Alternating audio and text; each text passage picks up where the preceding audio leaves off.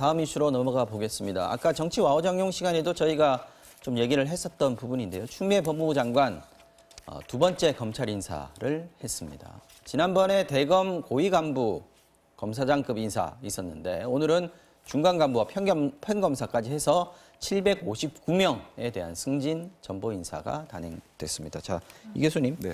가장 관심사는 역시 이제 현 정부 관련한 수사를 하고 있는 수사팀 어떻게 할 것인가 하는 거였는데 일단 서울중앙지검의 차장들 수사 지휘 라인들이죠. 네. 다 교체됐습니다. 다 이제 교체가 됐습니다. 네. 그러니까 청와대의 함영 수사 이제 관련이라든가 조국 장관 수사를 맡고 있는 또는 유재수 국장의 감찰 무마 관련된 사건을 맡고 있는 간부 검사들이 다 보직 이동이 되었다. 네. 이제 그런 측면에서 청와대를 겨냥한 수사 라인이 해체가 된 것이고 또 한편으로 보게 되면 윤석열 총장을 보좌하고 있었던 대검 간부들도 전격적으로 교체가 이제 되었다. 네. 뭐 이런 식의 이제 시각이 있는 것이 사실이지만 법무부의 입장은 그것과는 이제 사실상 상관없이 직제 개편이 이루어졌기 때문에 그와 같은 이제 인사 수요에 의한 뭐 자연스러운 인사 전보 조치였다. 이제 이런 입장인 것 같습니다. 결국은 과연 1월 초에 있었던 물갈이 작업,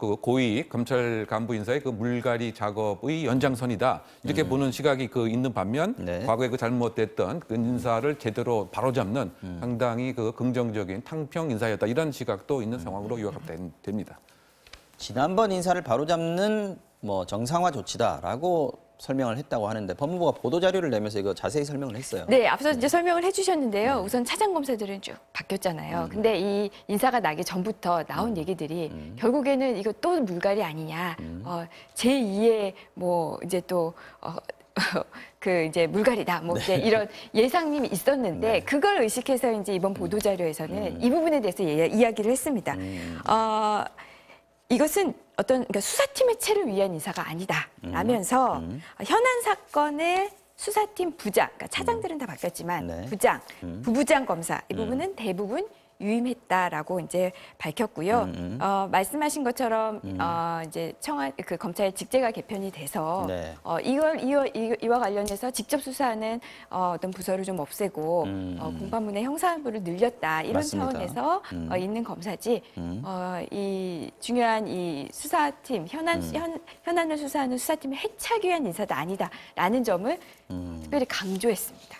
지난번 윤석열 검찰총장 인사 때 이제 특수부 약진 이런 표현들이 있었지 않습니까? 이번에 그걸 다시 되돌려놨다 이렇게 보면 될 것 같아요. 그렇죠. 이제 그러다 보니까 그것이 어떻게 보면 그럼 그때 인사는 누가 한 것이냐? 또요. 그럼 그렇죠. 그때의 인사 잘못을 인정하는 꼴이 아니냐? 이런 시각도 있는 것 같고요. 어쨌든 인사가 이제 만사라고 얘기를 하는데 결국 지금 중간급 관련된 바뀌어진 중간 간부들이 과연 어떠한 수사 결재를 할지 지금 어제 오늘 논란이 되고 있는 특별한 사건에 대한 기소에 있어서 또 충돌과 찬반 양상으로 최영욱 비서가 진화 발전됐지. 이것도 사실은 중요한 것인데 국가 전체적으로 봐서는 사실은 바람직한 모습은 아닌 것이죠. 사실은 검찰 내에서 갈등이 있는 모습이니까요. 네, 그렇습니다. 그런 면에서 실체 진실 발견을 사실은 정치적 세력의 다소 강약에 비례해서 연동되는 것은 국민이 어떻게 바라볼지 이것도 한번 지켜봐야 될 대목으로 보입니다.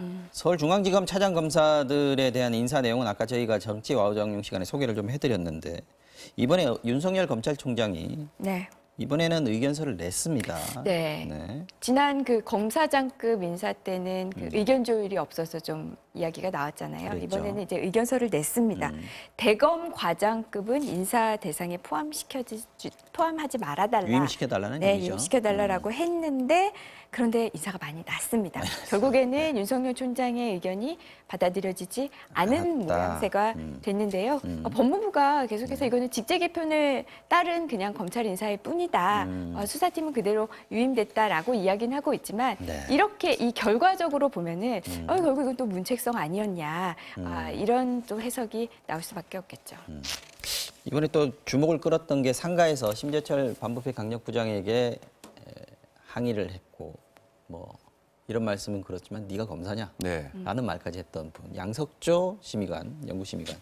이번에 인사가 났습니다. 예, 이것도 상당히 논란이 많았던 거죠. 이것이 항명이냐 항의냐 개념에서 서로 의견이 또 일치하지 않았을 뿐더러 과연 누가 진정한 검사냐? 지금 말씀처럼 그 심재철 부장한테 당신이 검사냐라고 얘기한 바로 양석조 연구관이 정말 정의로운 검사다. 네. 이런 또 지각도 있었고요. 근데 결론적으로 보게 되면 지금 그 인사는 대전고검 검사로 결국은 이제 뭐 좌천이 되었다고 평가할 수 있을 것 같습니다. 고검 검사 사실 한직이다 이렇게 표현이 그렇죠. 돼요. 검찰 내에서는. 왜냐하면 직접 수사를 할 수가 이제 없는 상황이죠. 그 항소 사건 올라온 사건만을 뭐 일부 뭐 수사를 한다고 하는 차원에서는 네. 여러 가지 그 권한과 역할이 뭐 축소되었기 때문에 결론적으로는 뭐 좌천성 인사에 해당이 되었다 이렇게 평가할 수 있을 것 같습니다. 자, 이번에 이제 평검사까지 인사가 이제 연쇄 인사가 났으니까 네. 검찰 인사만 일단락 됐다고 볼 수 있는데 검찰 내부에서 어떤 지금 반응 바로 나온 건 없죠? 아직은 없습니다. 이제 뭐 인사 발표 나고 얼마 안 됐으니까요. 다만 전에 그 고검장급 인사 있고 뭐 직제 개편 있고 했을 때 이 검찰 내부 이제 게시판에 많은 글들이 올라왔었잖아요. 그렇습니다. 이것도 좀 시간을 두고 지켜봐야겠지만 비슷한 그 분위기의 인사라는 점에서 또 검찰 내부에서 이야기가 오고 가지 않을까 이런 예상도 가능한데요. 또 한편으로는 이거 예전에 이제 소외받던 이 형사부, 강력부 검사들의 다시 이제 좋은 자리에 앉혔다. 그분들이 이런 또 다수예요, 검찰 그러니까요. 내부에서는. 이게 뭐 균형을 맞춰가는 인사다라면서 과거와는 또 앞에 그 고검장급 인사는 다르게 네. 별 얘기가 없을 것이다 이런 전망도 있습니다. 알겠습니다. 이 정도로 하고 다음 이슈로 넘어가 보겠습니다. 재작년 추석을 앞두고 청와대 국민청원 게시판에 올라왔던 일입니다. 사조그룹이 명절 때마다 직원들한테 선물 세트를 강제로 팔게 했다 이런 내용이었는데 당시에 저희 MBC가 보도할 때 사조 측은 그런 적이 없다 이렇게 몇 번이나 부인을 했었는데 공정위가 조사를 했습니다. 해보니까 사실로 드러난 거죠. 네, 그렇습니다. 그 2012년 이제 명절부터 그 2018년까지 약 오래됐네요. 네, 오래됐습니다. 그 7년간 임직원에게 네. 이 선물 세트를 이 참치 선물 세트를 어떻게 보면 실적을 맞추어서 강매를 독려한 뭐 이런 형태였습니다. 그것도 회장 그 직속 기구에서 일정한 리스트를 만들어서 목표를 이제 할당하고 네. 매일 실적을 보고받는 뭐 이런 형태까지 이르다 보니까 그 직원들의 그 입장에서는 자신의 돈으로 메꾸기도 하고 친구 또는 친척에게 부탁을 하고 그러다 보니까 심지어 자주 섞인 얘기로 집에 가게 되면 참치 캔이 너무 많아서 맨날 참치 캔 먹기도 어렵다 뭐 이런 얘기까지 나올 정도로 상당히 그 분위기가 안 좋은 이런 것으로 드러났던 상황입니다. 네. 사실 직원들 같은 경우에는 다 못 팔면은 자기 돈으로 메꿔야 되는 거 아닌가요? 근데 뭐 회사에서는 인사상 불이익을 준 적 없다라고 얘기하는데 실제 직원들은 그 불안해서 어떻게 안 팔고 뭐 100일 재간이 있습니까? 그렇죠. 그러니까 회사의 입장이 사실 거짓말이다라고 하는 이러한 그 제보들이 그 MBC 보도 이후에 그 재작년에도 계속 이제 나왔던 이런 그 상황으로 기억됩니다.